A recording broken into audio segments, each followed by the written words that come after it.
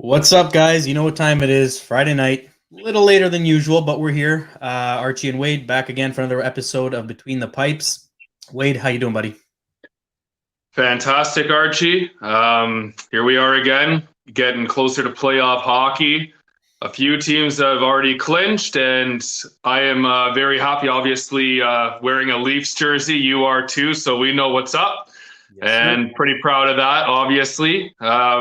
Other than that, how are you, buddy? How's everything? How's the last 2 weeks been? A lot to talk about. Good. Yeah, we got a lot to talk about, and I want to say a bit of mixed emotions with our team right now. Like I don't know what to think, and I'm liking the game last night with all those last minute changes and scratches and maintenance days that were given. I wouldn't have been able to tell a difference if I was not watching the game and just score following. It was not something that you usually can rely on. When you give certain players a night off, it's kind of like, all right, I guess it's a write off. Chalk it down as a loss, but they played great, and I liked the play of Lilligren in there, and Brooks has been continuing to impress me too. And we'll get into all this because I feel like there's a Yep. lot to talk about. So first things first, something to celebrate here. Leafs finally clinch. Took us a while. We had to rely on, we won our game. That's all that mattered. And then Vancouver losing to Ottawa, which I was not expecting. And I think it was 6-3. So, I mean, it worked out really well for us that we were able to clinch that quick. As it sits right now, 32, 13-5 record, 69 points. Our goal differential, plus 35. We were at plus 24, 25. That's a nice big jump. Really good jump to see. And something worth noting as well, last night we all knew that, Ehlers was going to have to answer the call after that. What I'm going to Edler. say, or sorry, Eller. I mean, I wasn't a fan of. I'm still going to call it a knee on knee. It was dirty to me, especially because it wasn't his first time. Wayne Simmons did what he had to do. And it's funny, I saw an interesting post this morning on social media saying, fair is fair, but you don't send Wayne Simmons after a guy who doesn't fight. However, my argument to that would be, yes, fair is fair. Expect the bell to be rung and you need to answer. And if that was Simmons bringing the fight, he'd be in a hospital right now. Simmons let off, and he even knew he let off. He gave him enough, gave him a little tap to say, hey, what's up? We know what you did. But he let off. Simmons could have, as they would say in Mortal Kombat, finished him, and he didn't. So hats off. He knew he had to answer, and he did. I know you love Wayne Simmons, and I know you smirked when I said it. So how do you feel about everything from clinching to where we're at right now and to your Scarborough native, our boy Wayne Simmons? Well, just since we're on the topic of Wayne Simmons, I guess we'll just start there. Agree with what you said, Arch. You got to answer the bell. That was a bad knee on knee. I didn't agree with the hit. Every time I look at it, he looks like he hesitates, Edler, but he still sticks the knee out, bud. And Zach Hyman's one of our workhorses. He's one of the hearts and soul of the Toronto Maple Leafs. He's a guy we've actually counted on to win us games this year, and he's done that. He's really turned a corner this year, and he's not just turned a gritty player. He hasn't turned into just a one-way kind of forward, like a power forward that goes in the corners and feeds people pucks and wins puck battles all the time. He's turned into a goal scorer too. Like, he's the full arsenal now. The guy has a good shot. He drives the net hard. He's tipping pucks. He's in front of the net. Like I said, he's deflecting pucks in. He's making good passes, and he's playing first and second line minutes, which he has been his whole Leaf career. But he's just on a roll this year, man, and he's been heavily counted on in multiple occasions in the last 2 months or so, when some of our bigger names like Wayne Simmons or John Tavares and Matthews Marner maybe had a little bit of a dry spell. It seems like Hyman's the guy that picks everyone up off their butt and scores the first goal and gets the big point for us. So that was a hard moment for Leaf fans, and picking up Foligno, it was just like, okay, well, at least we have Foligno, and we just picked him up. Thank goodness we did, right? Because they're kind of similar players. I think Foligno may have a little bit more finesse and obviously a little bit more skill and experience than Hyman does. I mean, Hyman's still only in his 20s, where Foligno, I think, is like 33 or so, or 34. But more skill and more experience. Skill comes with experience too. And just back to Wayne Simmonds. I love that he dropped the gloves. I think the visor got Edler. I think it was maybe the third punch. Must have clipped him right here. And you could tell that the cut, it wasn't from a knuckle. I think the visor got him and cut him up pretty good there. Although when that happened, I was like, that's what you get, you little bastard. You know, like, don't fuck around with the Leafs, man. Don't mess around. You got Joe Thornton, Wayne Simmonds, guys that'll answer the bell if they have to. You know what? Interesting enough, just saying that, Archie, I'm surprised we haven't seen Zach Bogosian drop the mitts this year. Isn't that surprising? Because, hey, man, we brought this guy in, tough guy to play against, moves guys in front of the net. He's like a bulldozer and scary in the corners. You don't want to have your back turned against that guy for too long. But I thought I would see at least a Bogo fight or two by this point of the season. But that being said, there's not very many fights happening, especially in these division games. You thought they would get a lot more heated and everything, but it's been simple, friendly hockey in a sense. I guess it's starting to amp up now, though, Arch. Like you said, the last 3 or 4 Maple Leaf games, I think we've scored at least 4 goals in the last 3 or 4 or 5 games, and I mean, the offense is there, the defense is tightened up pretty good. Muzzin was obviously on a rest day. We bring in Liljegren. Hutton made his debut for the Leafs. He didn't look too bad. He looked pretty good for a very first skate with a new team. Man, I'll tell you one thing. I think Sandin I think he might be solidifying a roster spot for that 6'4". Dermott and him are going to have a battle going into playoffs, because the way that Sandin's been moving, I don't know, but he looks like he's a little bit stronger. He has a little bit more control with the puck, and it looks like he got that extra second where he has a little bit of extra time for a visionary pass or a visionary play, and he knows how to kind of slow it down and make that extra little pivot or move to really juke the guy coming at him. So, hey, man, if he has that finesse and he's been working on it, I don't know. It's going to be it's always fun having a competitive battle, especially with defense going into a playoff run. And we have Liljegren and Sandin just knocking on the door for hockey time with the Leafs. So we'll see what happens. But yeah, the Leafs, man, the last 3 games to me have been pedal to the floor. It's been really competitive, man. Like, they've been playing some kind of playoff hockey. I'm sure there's still a couple tweaks that you may have seen, Archie, that we still need to make, maybe in our 3rd or 4th lines. But like you said, Brooksy, I know he was out of the line, or I think, no, he played last game, right? Yeah. Adam Brooks? Yep. That guy has an extra jump in his step too. I don't know what's going on, but it looks like he drank a couple of pre-workout drinks before every shift, or he's got the smelling salts right next to him on the bench, because that kid is flying. Like, he looks like he's there trying to prove a point that he is a 4th line player on this Maple Leaf roster right now, which is one of the best rosters in the NHL. So that being said, I'm going to let you go, Archie, because I can go all night. I want to ask you, start this off. We had 2 records broken recently with Joe Thornton and Jason Spezza. How do you feel about that, and overall your take on what the Leafs have been doing recently, man? So you hit a bunch of things that I wanted to talk about as well. I mean, I feel like we haven't seen Bogosian drop the gloves yet. I feel like he brings it in the playoffs because he knows what it takes to stand up to these guys in the playoffs. Like, he's not letting anybody through, kind of thing. I think right now he's just having fun with it, playing his role on defense, being a good mentor for the younger guys.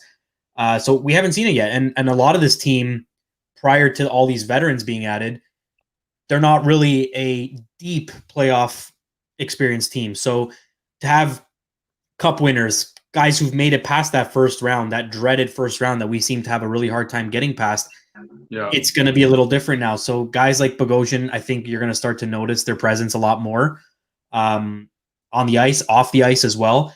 I am still super excited, and I still can't.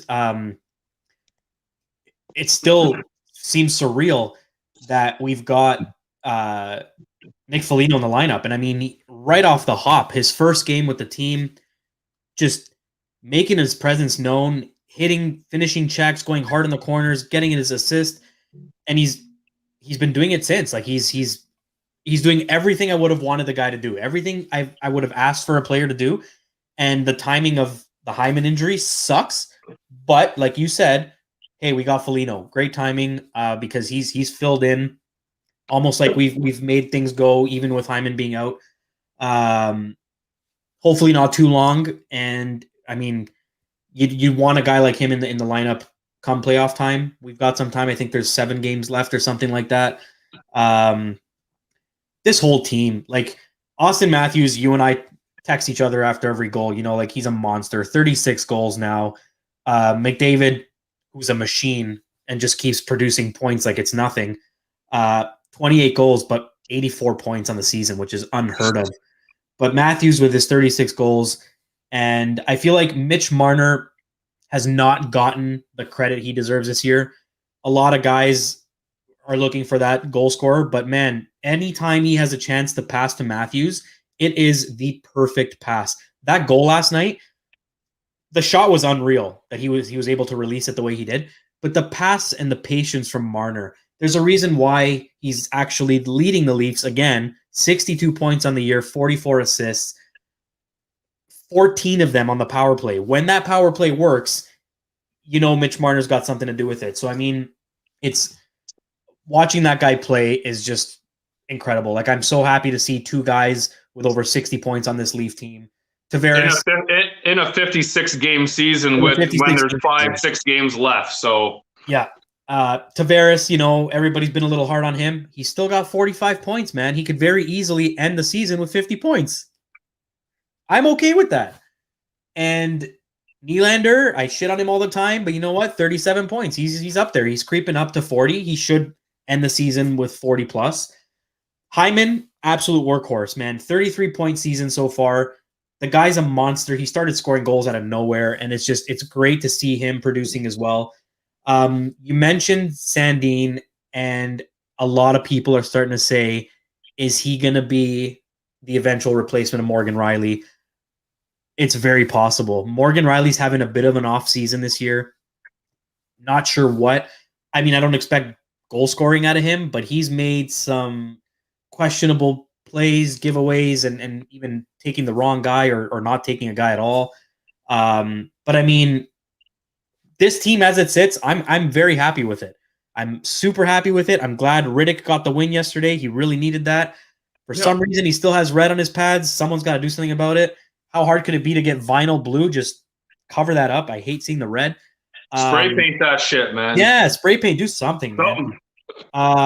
Jake Muzzin has looked a little on and off this season too, but I mean, again, I'm not expecting too much out of these guys because you know what? For Jake Muzzin's drop in productivity, then you got Justin Hall who stepped up immensely in his role. So I mean, they balance each other out really well. I think my biggest disappointment would probably have to be Mikheyev, considering the year he had last season and this season, he's just struggling really hard. Hopefully he's snake bitten, having a year. You talked about the records. Joe Thornton, I couldn't be happier for someone in the NHL. Like the guy, him and Spezza, both players, they're just phenomenal players, phenomenal talent and experience on the ice. And you see it even when Matthews scores. Thornton's the first one to skate up to him with his arms wide open. And both Matthews and Marner have this huge smile on their face seeing it.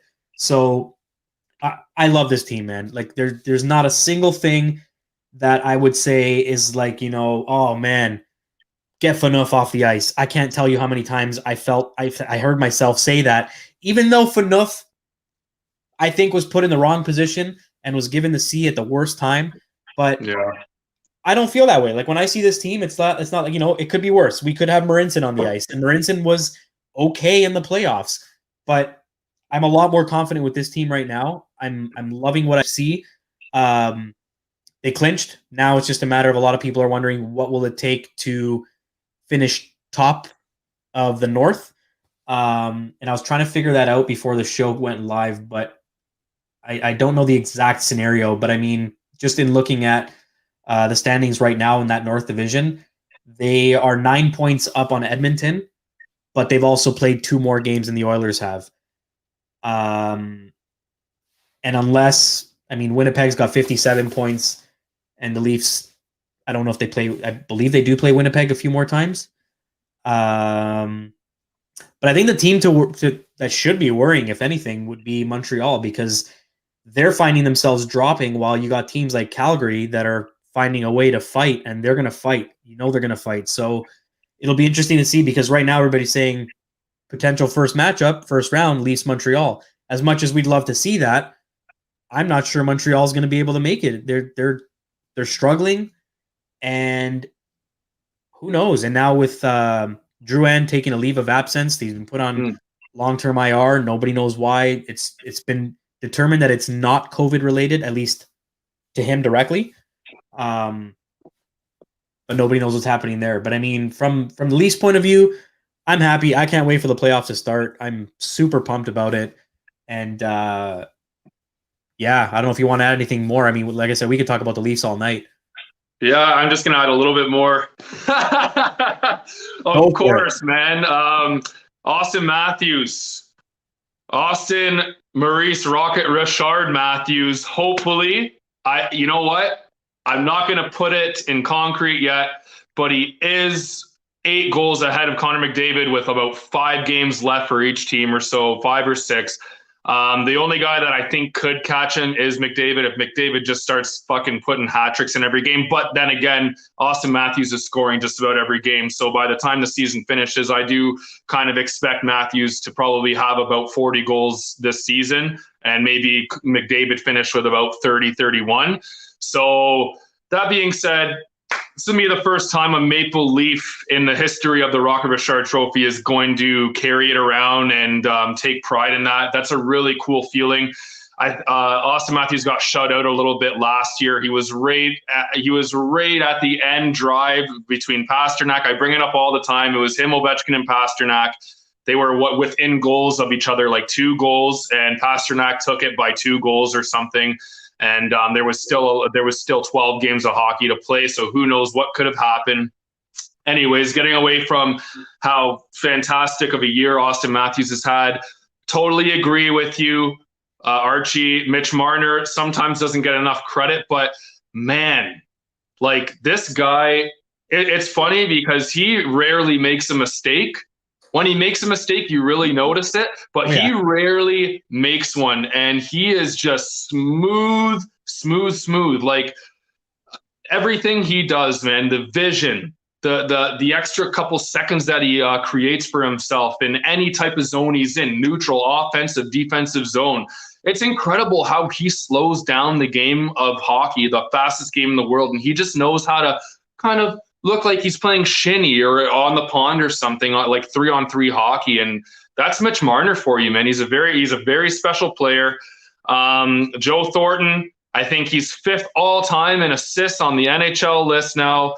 Unreal. We have him. He's a previous captain. He's got the Jumbo Joe beard. We're happy as Leaf fans to have someone like that in the dressing room. 2 years ago, we had Patrick Marleau on the team. He just broke the record for most games played in the NHL, breaking Gordie Howe's record. There's a lot of history being made, and Riddick getting his first win, Marner going and grabbing the puck for him, which was pretty cool. Jason Spezza beating Maurice Rocket Richard in, I think, points or assists to last game in Montreal. And you could imagine, Archie, the type of thing would happen if we were in the Forum Montreal's arena. Like he would have got a standing ovation for sure, because just like a Montreal Habs fan reminds me at work, you know what, you may hate us all you want, but you know what, Habs do have very classy fans when it comes to, breaking records and stuff like that, or milestones. So it would have been a cool moment to have Rocket Richard, or them to do kind of like a Jason Spezza just passed Rocket Richard. Jason Spezza's played for Ottawa, played for the Leafs. You know what I mean? He's been a Canadian boy in the league for a long time, and a previous captain. So good on him to see that. Who else here? Nylander. Nylander is Nylander. He's playing a lot more consistent. Obviously, he had that rut about 2 months ago, I think it was, where he just didn't look like he was putting in enough effort. But recently, he looks like William Nylander looks.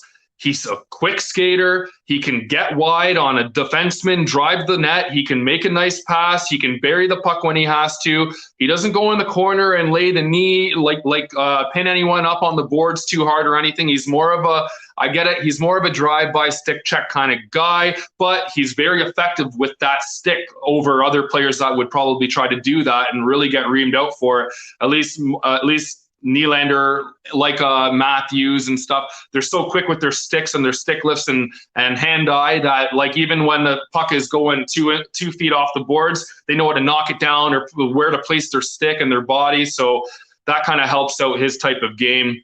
One more player I'd like to mention, our captain, John Tavares. Man, what a fucking roller coaster of a year this guy has had. Started out the season, bang, bang, bang. Goals were popping in. Okay, Leafs are on a roll. Scoring. Power plays looking good. By the way, power plays starting to come along, right, Arch? Looking a little bit better, a little bit of a different setup routine. I like it. Quick little passes down low to the side in front of the net. It's not just wait around, look for a perfect shot, stick handle it, and try to get it through now. It's a bang, bang, bang, which you need to be quick. Just touching on that, but back to John Tavares. Started off, he went through a bad 2.5 months as a Leaf, man, this year. You know what? I would almost argue 3, because it's only been the last maybe 5 weeks since that John Tavares has really started to come along and actually look like John Tavares, protecting the puck, playing where it's hard to get the puck off him. He knows how to position his body, one hand on the stick, drops the shoulder down, and he knows how to protect the puck better as well as anyone in the NHL. And his shot, just the way he's turning into, there's no play, and the way he's doing that quick little pivot turn to drive the net and get a quick shot off again. He looks like Johnny T again. And he's been scoring, great assists, great leadership, and he's been in the corners battling hard, extra skating. Even if it's some icing, you see him skating back as hard as he can for the defensive part of the puck. And Johnny T, man, I'm really happy that he found his game, because some of the stuff we were seeing, man, the turnovers, the John Tavares every time he would make an extra move that usually works, it was going the other way. He was looking frustrated. He was saying in the media he doesn't really feel like himself. He can feel it. It bothers him that he wants to get back to playing at the level he wants to play at. So I'm just glad that the Leafs are rolling right now. And I think that we're ready for playoff hockey. We have a couple injuries we need to get better. But damn, I'm telling you, this roster, Archie, comparable to the 93 roster, comparable to the 67 roster, this is one of the best rosters the Leafs have had. And what better way to try to get into a semifinal for the playoffs than to go through a Canadian division and beat up on the other Canadian NHL teams. You were talking about Montreal, Drouin on a leave, Tatar injured, Gallagher injured, Carey Price concussion. Montreal is, you know what? I hate to say it, but I think Montreal, even if they do get in the playoffs, they're in a lot of trouble, man, because for them to come back, even if their players start getting healthy, you're facing probably, I'm not putting a set in stone yet, because Calgary has a chance. It's slim, because Montreal has a game in hand on Calgary, and I think they're like 5 points ahead of them still or some shit. So, but that being said, Montreal is going to have a lot to go to face up against in battle. It's going to be a war more so for them for every puck battle, whereas the Leafs are high flying right now. Knock on wood for my Toronto Maple Leafs that, you know, the good players and even just everyone on the roster stays healthy the next couple weeks and gets through the regular season and go into playoffs healthy, ready to go. And I just can't wait for playoff hockey, man. It's going to be a little different this year. It's been over a year of COVID. We've already witnessed a friggin' playoff round in a bubble, Archie. And now we're about to do another playoff. There's going to be no one in the stands, and it's going to be, you know, it's going to be a little bit tough. And guys, I'm telling you right now, it sucks being in Ontario because we're still in bloody lockdown. I'm telling you, it's the only place in the world where golf courses are closed. It's the only place in the world that they've closed. You can't even go golf with 4 of your friends or 2 of your friends and socially distanced. That's how bad it is right now. The numbers are still bad, and the vaccines, there's limited. I think they just said today we can get vaccinated or something if you're above 18, so you got to book it. But blah, blah, blah. I'm just talking about the fans right here, and I just can't wait to, I can't wait to just watch it and hopefully have my dad and a friend over just to cheer on the Maple Leafs and forever who your team is, just to get ready for playoff hockey, man. I can't even wait. It's going to be a battle. It's going to be a fight. And go Maple Leafs, go. I really hope it's our year, man. I hope this every year, but it's something different this year, just on the management side of what we've done in the offseason, what we've done for Trade Center, what we've done for free agency. It's like all the chips are on the table at this point. And the biggest concern as a Leaf fan right now would be, to me, the goalie situation. Is Campbell going to start? Is Freddie going to be healthy by the time playoffs start? Is Freddie going to play 2 regular seasons games and then start playoffs?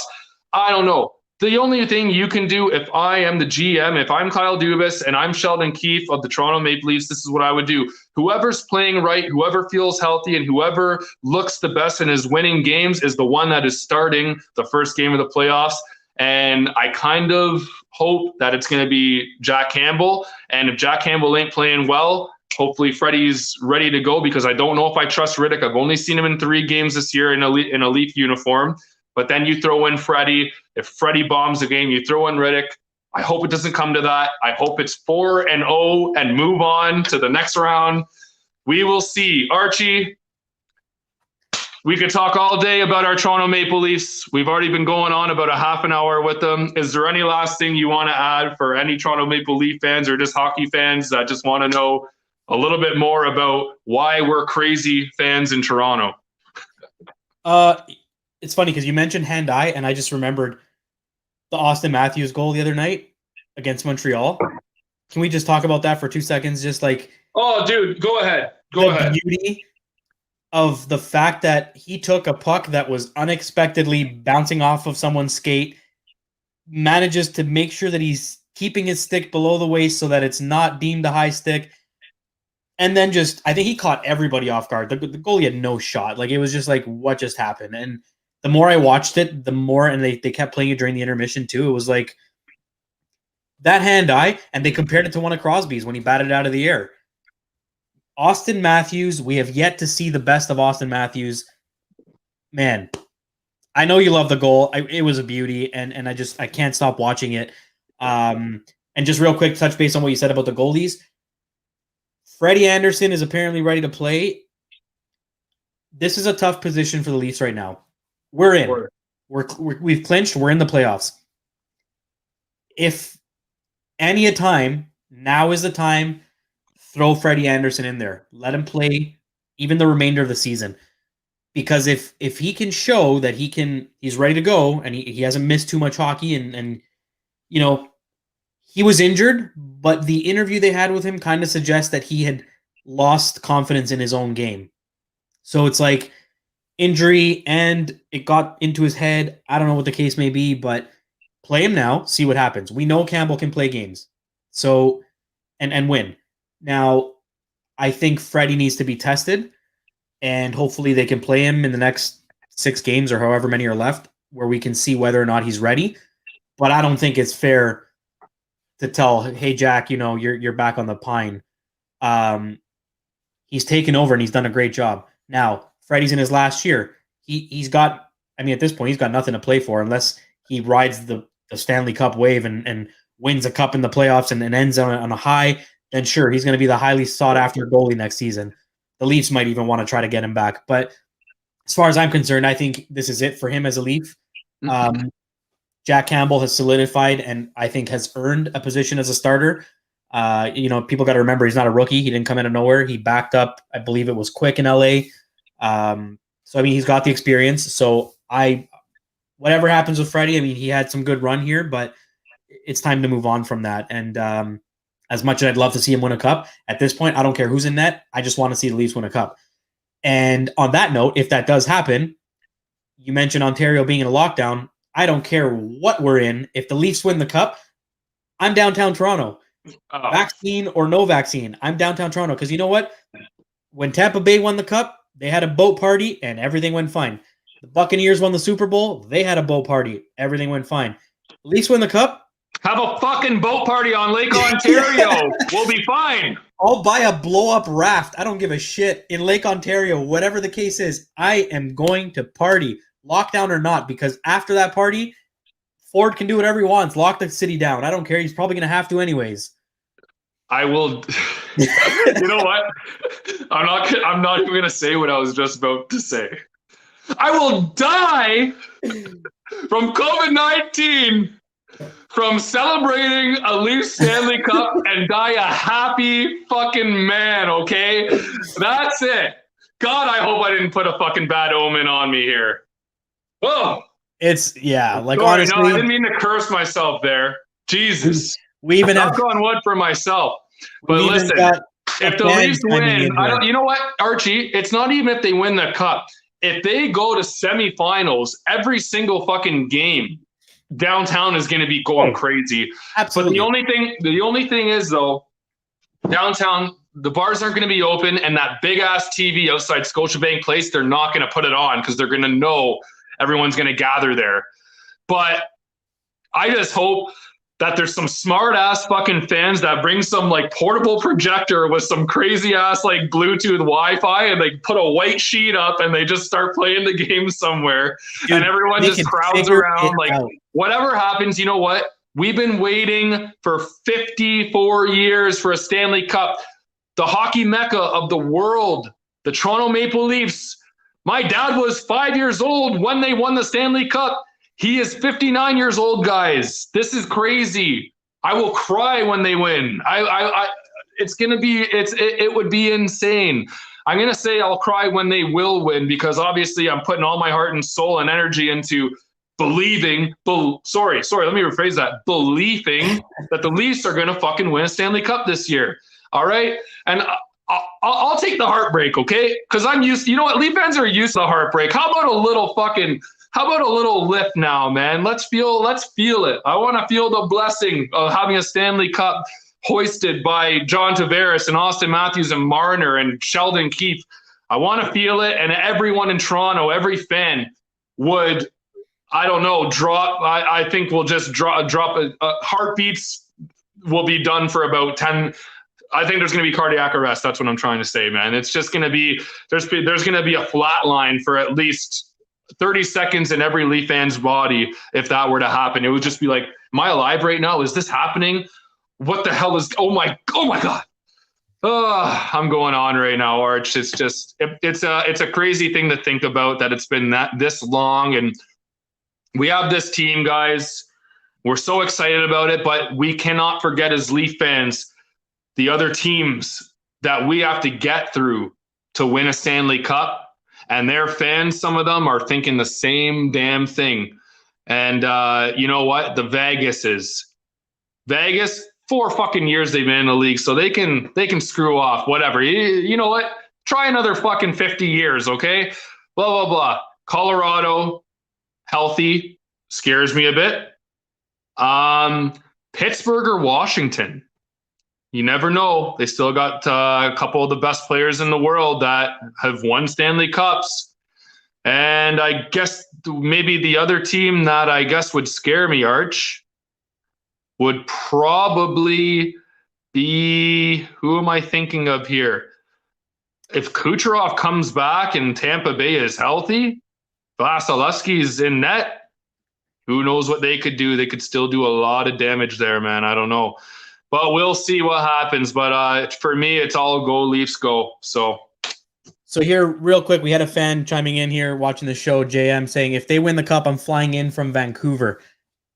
That's dedication. I'm holding you to that, buddy. If they do win the cup, I will pick you up from the airport. Just wear a mask. Yeah, talking about teams that scare you, I keep forgetting about the other divisions. And Vegas is on a 10-game winning streak. Fuck, man. Came out of nowhere. Plus 60 goal differential. Where the hell did that come from? And I thought I was surprised when I saw Carolina with 73 points. That's another team to worry about. The Islanders, Carolina, yeah. the Islanders. There's a few good fucking Boston. Boston can turn it on. Did you see the fucking play that Krejci made to Taylor Hall recently, man? 2 toe drags, all the patience. I mean, Boston's been looking good too, man. That Taylor Hall pickup is really working out for them. He's definitely fitting in for that team. So dare I say it? I love the Leafs, and I cannot rest easy if, let's say, we win the cup, but we don't go through Boston. I want Boston. I don't want Boston first round. I want Boston. I feel like in order for the Leafs to win a cup, they've got to get past Boston, no matter what. Whatever round it happens in, if it's in the finals, even better. However it may shape up to be, I want to beat Boston. That's the thorn. That's the team that it's just like, yeah, winning the cup is huge, massive, but like beating Boston and winning the cup just feels like it would just be so much better. I'd almost prefer that way more than beating Montreal. I mean, I know we can beat Montreal. I'm not worried about that. But House fans are so pissed at you right now. They're like, Sacre man, Tabernacle, you fuck. Yeah. Well, it is what it is. But I mean, honey, pass a butt. Yeah. I mean, people are going to say, you're crazy. Why would you want Boston? I feel like in order to be the best, you got to beat the best. Boston is not the best, but it comes between Toronto and Boston. They've proven to be better than us each time. So I want to beat Boston. And I don't want to just game 7 beat Boston. I want to beat Boston like bad. Like take no prisoners. You want to embarrass them. Exactly. And I'm sure there's going to be some Bruins fans that are going to show some hate real soon. But I mean, some other viewers are saying, we got Chris Patterson saying Vegas is going to be a hard time to beat. Yeah, man. I didn't even realize they were this good this year. They've been consistent. And again, as a new franchise, it still boggles my mind. And that being said, we've got another one on its way. The Kraken. They are officially the 32nd team in the NHL after making their final payment of a whopping $650 million deal. It's funny, they advertised they can now, I think they said they can make trades and sign players. Not really. They don't got players to trade. They got to pick up players first. But the expansion draft, and this is where I worry as a Leafs fan, now we have too many players that I'd be nervous about losing. And the big number 1 player on everybody's mind is Zach Hyman. Any team is going to want to try to take him away, and Seattle's got a great shot at doing it if, for whatever reason, he's left unprotected. So another reason why I want the Leafs to win the cup this year is because next year's team is definitely going to look different with all the 1-year deals they signed. So like this is the year, not because this is the year like every other year Leaf fan says. This is the year because Dubas put all his eggs in a basket, and not arguing with it. He did a great job with it, but this is it. It's go big or go home. Like you got no chance at saying we can work on it next season. I'm sure you can, but you're going to lose all the rental players you went out and grabbed. So what do you think is going to happen with the expansion draft with Seattle? I don't even know what the rules are going to be, if they've changed some things, but yeah, you know what, Archie, I haven't looked too much into the format of which like how many players you can keep, whether it's 9 players or 8 players and a goalie. It's going to be around that 10 mark. It's going to be like 6 forwards, 4 defensemen and a goalie, or it's going to be 5 forwards, 3 defensemen and a goalie. It's going to be somewhere around there. And whatever happens in the expansion happens in the expansion, man. You like look at this expansion draft. Think about the Vegas Golden Knights. They went to a cup final, guys, on their friggin' inaugural season, because the 8th player or 9th player on any NHL team is a good player. When you have you have 12 forwards in the lineup and you have 6 defense in the lineup. That's 18 players. You split that down the middle. there's going to be a fucking good player right there. So you grab all those good players and then you light the fire in their belly because the team that drafted them didn't save them from the expansion draft. You put that fire in them, and then they go and play on this brand new team with a whole bunch of other players that are dealing with this. Oh, my team didn't think I was good enough. They didn't, they didn't like what I brought, and I thought I was good, and this and that. You know what I mean? You're lighting a fire. You're forming a monster with expansion teams. And that's how it's going to go. Seattle's going to be a decent team next year. I guarantee you they're going to be decent. They're going to have a team that's hungry. It's not going to be all young players or anything. It's not like they're drafting out of the OHL and the WHL, and it's like this like a 19 or 20-year-old team of youngsters. You're drafting guys that have been in the league that have proven NHL players that are good, and they're the best. They might be the 8th or 9th best players on their team, and on a team out of 20 players, that is good. That's a really good player you're getting. And like I said, man, once an NHL team, the team that drafted you, basically lets you walk and says, okay, we have our guys, sorry you didn't make the cut, after you thought that they believed in you, that's when the real monster happens. And then you're just like, fuck that, I need to prove these guys wrong and prove that they made a mistake by letting me go to this expansion. And I think that's why Vegas was so good in 2017. And I think that's why Seattle Kraken is going to be at least a decent team to face. You know what I mean? As soon as they start gelling, it might take a couple of weeks into the season. As soon as they start gelling, I'm sure that they're going to be a good team. And don't forget, if they're a new team and an expansion team, I'm sure that the GM and management will want them all to kind of fly in, even like 3 weeks prior. They're going to throw a little party, the guys are going to get to know each other, their wives, their kids, and you know what I mean? And they're going to really like build a brotherhood and be like, we're going to be playing on this new team, and we're going to have to go to battle every night with established NHL teams, So yeah. That being said, I just want to know what the fucking rituals are going to be for the Seattle Kraken. Like, buddy, if they win a game, like, are they going to have like a big fucking 2-6 or a 40-pounder of Kraken and they're just going to take shots? Like, that's one of my things. I'd be like, oh yeah, the Black Poison Ink, let's go. There's a win. Like every goal, like their captain scores, it's like another Kraken shot. You know what I mean? Like, who the hell knows, man? And then I heard that they want to call their fan base the Crackheads or some shit. I don't know, man. We'll see. We'll see what happens with Seattle Kraken. It's a funny name. A lot of guys, like even the guys on my hockey team and stuff, they're like, I don't really like the fucking name, blah, blah, blah. It's a mythical creature, blah, blah, blah. It's not even a real thing. It's like, who cares, man? Whatever. It's the Seattle Kraken. The Kraken's cool, but I've watched Pirates of the Caribbean before, man. Fuck, the Kraken's dope. So I don't know, man. It is what it is. The Vegas Golden Knights. When have you seen a Gold Knight in the medieval time? I've never seen one.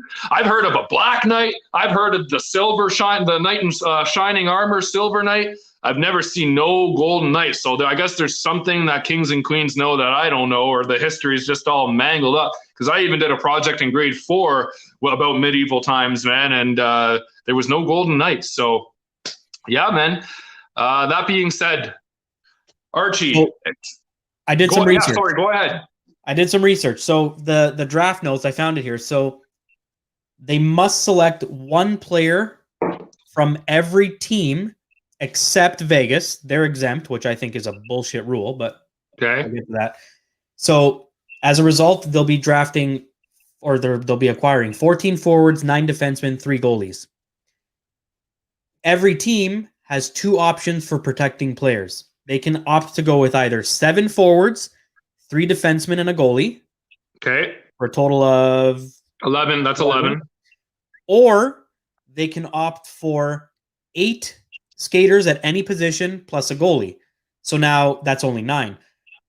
Obviously, you're going to want to try to get that, maximize that and get that 11 players protected, right? So yeah, I feel like the Leafs would not go with the 8 skaters and a goalie. They'd be crazy to do that. I think they're going to go with the 7 forwards, 3D, and a goalie. Yeah, of course. Yeah, because they're going to I think they're going to try to protect Brody, Riley, and I would, dude. Like, do you say Sandine? Do you say Sandine? Right? I think I like.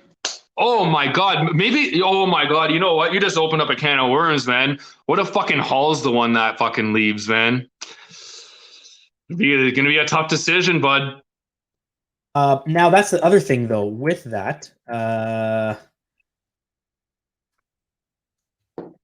there's also there's a kind of like a but to this whole draft because of the protected players. There are other exemptions as well. I'm just trying to find that right now. So yeah, it says most teams will go with the first option. The second option would be the one that teams who have 4 defensemen they value higher than a 5th forward would take advantage of that. In this NHL, I can't see anybody who would value that more than a goal scoring forward. So then it says a player who has a valid no movement clause must be protected. True. So now you got no choice. So I think doesn't Tavares have a valid no movement clause? Yep. So there you go. So well, you're keeping Tavares fucking anyway. But that being said, there is some older players that'll sign like a year or 2 deal, and they'll put that in there. You know what I mean? So now it also does mention that at the last draft for Vegas, players who did have it they were allowed to waive it if they felt they wanted to make the move. More than likely, that's going to be the same thing this year. And again, this only applies to a no movement clause, not a no trade clause. Then it says, in order for a player to be eligible for Seattle to select them, they must have played more than 2 professional seasons by the end of this year. So they use Detroit as an example. Philip Zadina is exempt. And so Sandine is exempt too then. So Sandine would be exempt, which is fantastic. Hall wouldn't though. Because this is his second season. Now, I feel like Hall is somebody you want to protect. He's only going to get better. I feel like the guy you want to keep him. You don't want to risk losing. He'll go. They'll take him for sure. A guy like Justin Hall, you'd be crazy. So it's going to be tough. And then, according to this, the short version is that for the purposes of the draft, a professional season, they define it as 10 or more NHL games for players who are 18 or 19 years old, or 10 or more NHL games, AHL, or European games for a player who turns 20 before December 31st, the year the season begins. So very cloudy definitions here. Yeah. And then you got to do the Seattle's going to have to do their research. That's for sure. Yeah. Then it says the players also have to be signed to an NHL contract. So if a player played 5 seasons in the KHL before signing an NHL contract, those 5 seasons do not count towards the required number. So it would count as a 1 season. All right. So pretty crazy. Now, the other stuff it gets in depth here is that a team must also expose at least 2 forwards and 1 defenseman who meet the following criteria. They have to be under contract in 2021-22. So obviously it can't be an expiring contract. They played 27 or more NHL games this season, or they played 54 or more games combined between 2019-2020 and 2020-2021. So it's very convoluted. And then for the goalies, again, the goalie that is exposed has to be under contract for the 2021-22 season, or has to be an RFA going into the 21-22 season. And I believe Freddie is a UFA. Yes, he's a UFA. So yeah, so that we wouldn't, because I would say leave him unprotected, and they'll probably take him, and there you go. Yeah. So yeah, there's a lot of these guys are going to be doing a lot of homework and a lot of digging. And I know there was another rule somewhere that I read about age. When a player's been in an NHL for so long, there's another clause for them too that kind of they don't have to be protected, I think. So like, let's say the Leafs had signed Joe Thornton for, I don't even know, he's on a 1-year deal, right? Yeah. So if, let's say they had signed him for 4 or 5 years or whatever, I don't think they'd have to protect him because he falls under that. It's almost like a senior grade. So out of respect, they won't put the guy, make him eligible type of thing. Yeah. But I mean, it's something like, and then again, talking about Joe Thornton, he's been chasing a cup for how long? And he's His played whole on good career. teams. He's played on Boston. He's played on San Jose. They're not shit teams.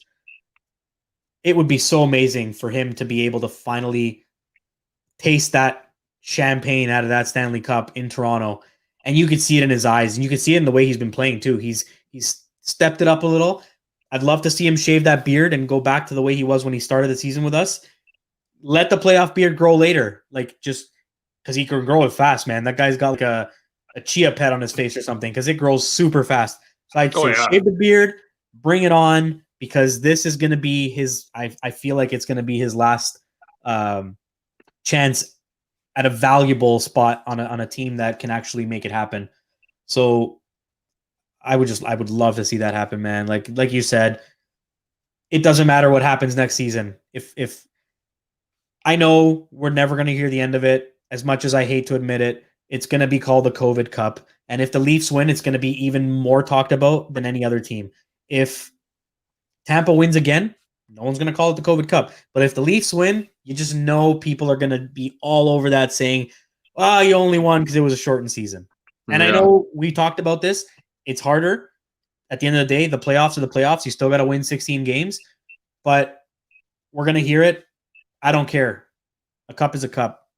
Tampa's cup last season was also a little bit of a wonky one. If anything, this one's even more complicated. But yeah, the draft is going to be interesting. That takes place. I believe it's still on. It's set for June 1st.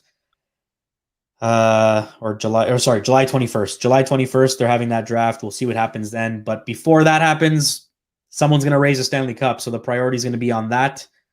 And yeah, I'm pumped. I'm nervous, but playoff hockey there's nothing more exciting. I mean, I love watching October ball and baseball. That's a really exciting time of the year too. But playoff hockey, when your team is in, I feel like there's nothing comparable, and I'm sure you agree to that too. Oh yeah, 100%, man. There's nothing like it. I live for that kind of shit. Absolutely, for sure. Just before we wrap things up, guys, again, as you know, The Buzz, we've got other shows going on every night of the week. We got something going on. In fact, there is Whiskey Cinema airing in about 20 minutes, and they're going to be talking about movies that involve changing bodies, kind of like the old the classic Switching Places. So they'll be on shortly after this one goes off air. And to see what else we've got available to offer to you guys to watch, check out this commercial. War. Tell them that's what we ready for. War. Tell them that's what we ready for. War. Bringing that to competitors. Till we see the confetti fall, be ready for war. Tell them that's what we ready for. War. Tell them that's what we ready for. War. Bringing that to competitors. Till we see the confetti fall, be ready for war. Tell them I'm ready, any opponent. The crown heavy and every minute is chosen. A path only fit for kings, and you won't know what this court means. What did you enlist for? If it isn't getting more rings, then you gon' have to switch your team. Trust me, it gets more mean. I'm a nightmare going up against your dreams. First step is explosive like a bomb hit. Bet if I let it fly, I cannot miss. And you ain't got a chance at the top 10 when you getting clamped all night by a locksmith. On the block throwing lobs to my top bigs. I'm a chef, no look, what's the top dish? Tie game, through the pressure as the clock ticks. Crossover, step back, hit a shot, swish. So there you have it. I know that mentions Whiskey Cinema airs Sunday at 9, but they're actually having their episode tonight, 9 p.m. Eastern. So be sure to catch that right after this one goes off the air. And you'll see down below, you can check out our website, what-the-buzz.com. You can see all of our articles. We've got a group of talented writers and individuals constantly posting. If you're an NFL fan, we've got Aaron Truesdale, who just put together the longest selection of fantasy draft for every single NFL team, which is crazy. And he also just did a review of the first round, which was yesterday, the NFL draft. A lot of people into that stuff. So be sure to check out our website. Lots of that. There's all kinds of movie reviews and other stuff that's just not hockey and not sports. I mean, if you're into wrestling, tons of wrestling content as well on our shows, or be it on our page, on our website, Facebook page, whatever the case may be. But yeah, so moving along here, outside of that, we talked about McDavid.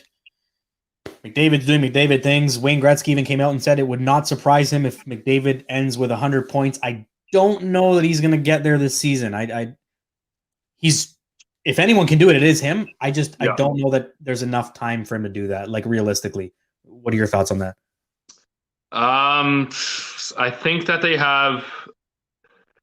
What does he need? He needs like 13 or 14 more points or something. It's something along the lines of that. He has like 85. He's got 84 points right now. 84 points. So he needs 16 points. How many games does Edmonton have left? Like 6? I believe so. It's doable. I mean, he's got 4-point games coming out of his ass, but apparently there's a statistic, and they said that in the last 15 periods that Connor McDavid has played, he has 15 points. 15 periods. So that is just incredible. Connor McDavid is the face of the NHL. There's a few of them, but he is the new Crosby, Ovechkin, Lemieux, Gretzky, Bobby Orr. You know what I mean? So he's a generational talent. He's basically a robot, and he's been programmed to just dominate the NHL from a young age. And he's been dominating hockey ever since, and at the highest level. You could argue that there should be another league for a player like Connor McDavid, just so that it would be fair for everyone else to play. But he does Connor McDavid things. He's McMagic, and he's an incredible talent. And we're not even in the middle. I think he only gets better. I mean, he's a young 24 years old or 20. He's 23 years old or something. So there is a lot of years of Connor McDavid to be great, do great things, break records, and be the face of the NHL. And Archie, what's going on? What do you see? I thought there was way less. Okay, so the Leafs actually have 3, 6. The Leafs have 8 games to play still, starting tomorrow. So they've got 8 games left. I forgot Edmonton had a bunch of games postponed. So they have. Oh, yeah. I forgot about postponed games. Yeah. Yeah. So they've got their 8 plus 3 postponed. They've got 11 games. It is very doable. Oh, he's going to do it. It is very doable. 11 games left. Yeah. He'll do it. Yeah. There's no way he'll do that much of a dry run. No way. That being said, I think Austin Matthews will definitely score 40 goals this season, which is a huge milestone for 56 games. I mean, dude, unreal. 40. If he turns things on, I mean, because we've got Vancouver again tomorrow night, then Montreal, Ottawa, which Austin Matthews loves playing Ottawa. Oh, yeah. Montreal back-to-back. Ottawa back-to-back again, and we end the season with the good old Winnipeg Jets that has become quite the rivalry that I never would have expected. So Austin Matthews could flirt and come really close. I know this is going to sound crazy, but he could come close to the, unreachable 50-goal season that he came so close to last year. Yeah. Holy shit. If he gets close to 50, I mean that is 14 more goals, which is crazy considering they've got 18 games left. But if you look at 8 games left and he can very easily score 2 goals a game. That's 16 goals right there. So I mean, It is attainable. It's just a matter of can he make it happen? He'll have to throw a few hat tricks or 4-goal games in there. I think. When it comes to hat tricks, we know how snake bitten he is. It doesn't happen. He loves those 2-goal games, bud. He loves 2-goal games. I think he has 2 hat tricks in his career, 2 or 3, maybe. I think 3 at the most. There's no way he has more than 3. Very first NHL game. So I mean, the hat tricks tend to elude him, but when you got a guy like Mitch Marner on your line, who knows what you're chasing, and Mitch can put that puck on your stick. And Mitch is also chasing records too, bud, for sure. I mean, hey, you know what? Mitch Marner is only 5 points out of Leon Draisaitl's reach in points, and then he's sitting second. I know. And in assists, he's only 2 off of Patty Kane that I completely forgot about, but Patty Kane is on fire right now. Yep. Patty Kane is still Patty Kane, man. He's got a few years left, man. He's taking care of his body. He still looks good. He's got, man, it's that finesse, man. It's that talent with the stick. Like the way the guy stick handles, he almost changed. Like he changed the game. Like solo, like, you know what I mean? A couple guys before him with I think Datsuk might have changed the game a little bit in the early 2000s too. Like everyone was like, this guy moves one way and the puck moves this way. Like usually you move the same way as the puck goes. Datsuk was more so he would move to the right with his body, but his stick would move to the left, which was just awkward for players because you're not used to that movement. It's like having, you know what I mean? I don't know. You can't even predict where he's going to go.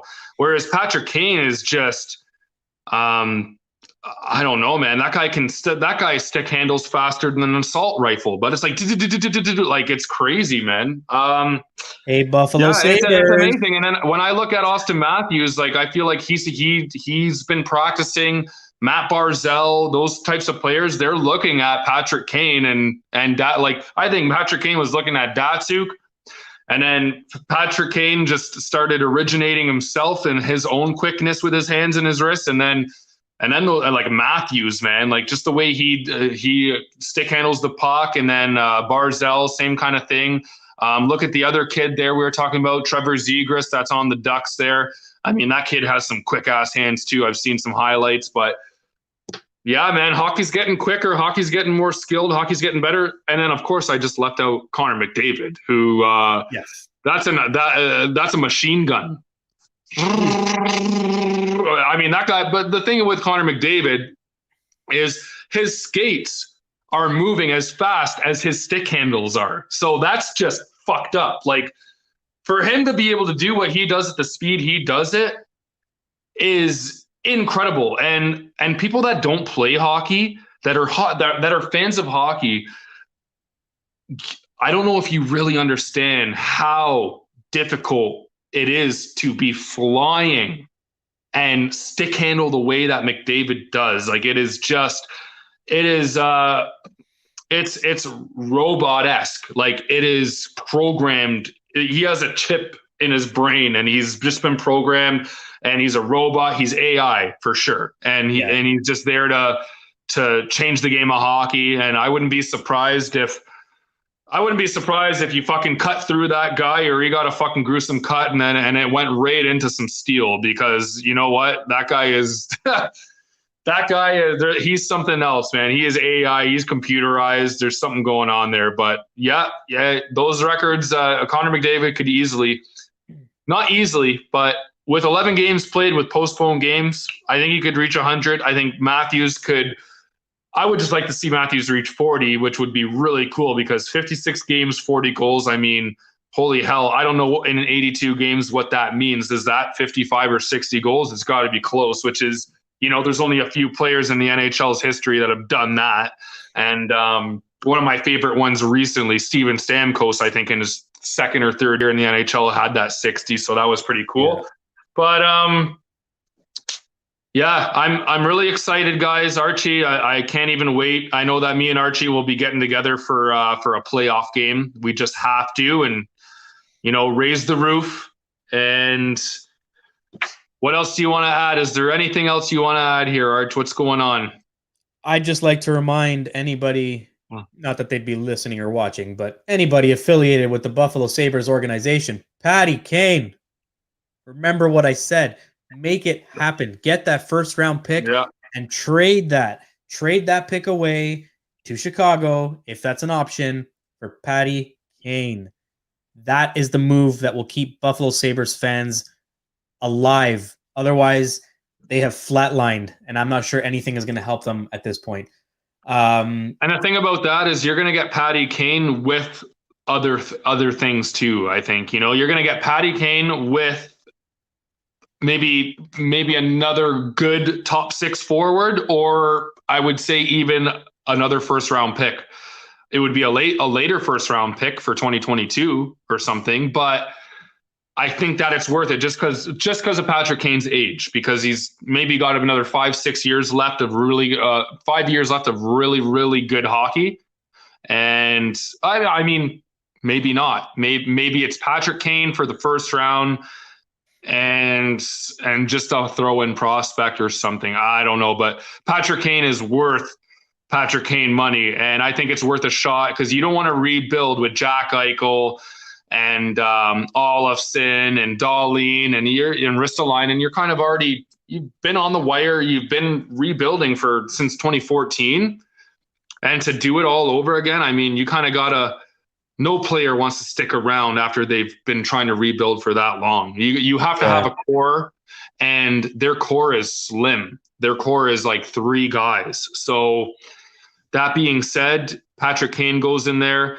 It's too bad Buffalo had the season that they had, because if they found a fucking way to get Taylor Hall going and Jeff Skinner kind of turned it on, then they would be relevant in the league, and that would be a cool thing. But honestly, Archie, I don't really have any answers. The Patrick Kane thing would be cool, but let's be as realistic as we can. I think it would help them, but now Patrick Kane isn't going over there with Taylor Hall and Jack Eichel. Now it's going to be another winger going over trying to help Jack Eichel. What if they say the wheels fall off in Boston and then Patrick Kane's just like, I hate it here, or in Buffalo? And I've already heard rumors from Buffalo fans that Patrick Kane doesn't even like Buffalo. He hates going back home and shit. He gets in trouble whenever he gets home. So I don't know what the solution is for the Buffalo Sabres fans, but you know what I mean? You could be worse. You could be worse, I guess. I don't know. There's always worse situations. Their situation is bad, but at least you still have some really key players that are still in your roster. What's going to be bad is if Jack Eichel comes out somehow and says, I don't want to fucking be here anymore. Kind of like Aaron Rodgers. I'm a Green Bay Packer fan, kind of did yesterday, the NFL draft. Said he doesn't want to play in Green Bay anymore. I'm heartbroken, but I am a Green Bay Packer fan. And I am an Aaron Rodgers fan and a Green Bay Packer fan, but it's always my team before a player. And that being said, if Jack Eichel were to come out with a statement like that, I think that would really be the big blow for Buffalo. And then you could rebuild. But yeah, if Jack Eichel's willing to stay and the roster players are still okay with it, then you got to do something. You got to mix it up. Your GM has to make some crazy moves and some kind of wizardry and sorcery to help that team, right? Yes, sir. So yeah, we're gonna wrap things up for this week. Previously, we said we were going to air bi-weekly every other Friday until playoffs. Now, playoffs are currently scheduled to begin on Tuesday, May 11th, which brings us to next Friday would be the show before. So we will be here live next Friday, and we will discuss and preview the playoffs. And hopefully by then, we'll talk about some of these records being broken and some more numbers. I feel like every Leaf game that Joe Thornton plays in is going to be another record of some sort. Because he also owns the goal or the record for the oldest Leaf to score a goal in a game. And I don't think anyone's going to beat that one for a long time. Absolutely. Absolutely. Yeah, that is a good one. And the way that, like I said, before in our shows, the way that players eat, the nutritional part of the game, the way they exercise, take care of their bodies, their body is a vessel, you know what I mean? And they really take pride in taking care of themselves, the right sleep, right eating, and right resting. So it wouldn't surprise me if these records get broken over the years, just because hockey, players that are 38, 39 are still playing good hockey nowadays. Whereas 20 years ago, 36, 37, you're ready to hang up the skates. So it's prolonging that extra 3 or 4 years. And that's just people taking care of their body and not eating a hamburger and drinking a beer and smoking a cigarette before or after the game. You know what I mean? So that's good in itself. And next week, me and Archie will be back. But what's good about this is we're going to have not concrete it all the way, but we're going to have a great idea of the first round matchups. And it's going to be fun to start comparing what we think is going to happen, what players are injured, what goalies are hot, what goalies are not, and what our predictions are for the 2021 playoffs. Obviously, we're Leaf fans. We're going to go Leafs all the way. But we'll throw other fan bases a bone, and we'll hopefully have some good insight and good intel on and opinion on what we think is going to go down. And I can't wait to just see in the playoffs who the sleeper team this year will be, because there's always that friggin' sleeper team that you have no idea is going to be in the finals or the semifinals, and they're there. Previously New York Islanders, previously Carolina Hurricanes, previously Vegas Golden Knights, right? So every year there's some team that has some crazy playoff push, and you just didn't even expect them to be there. Can't wait to get into that with you guys. So stay tuned. Next week should be a pretty cool show. And Archie, what else you got to say, buddy? Waiting to confirm details. I will not spoil it or jinx us, but we may have some special guests on with us next week. Prior to talking about the playoff preview, Wade, I'll talk to you about that as soon as we go off air. But for everybody else, you're going to have to wait and see. It will be advertised, though. So if I am able to confirm it, we will advertise it, because we want people in there. We want people watching and commenting and asking questions. I promise you will not be disappointed with this one if it all pans out, especially going into the season or into the playoffs right now. Probably someone a lot of people are going to want to hear a little bit about. So with that being said, as always, thanks again for tuning in. Wade, as always, thank you for being a great co-host. And I love talking hockey, talking Leafs, and most importantly, go Leafs go. And I can't wait to see what else happens over the next 8 games. Couldn't have said it better. Take care, guys. TGIF. Have a good weekend. We'll see you next week with all the updates and all the hockey talk. Can't wait. All right, guys, stay safe, and we'll see you next week.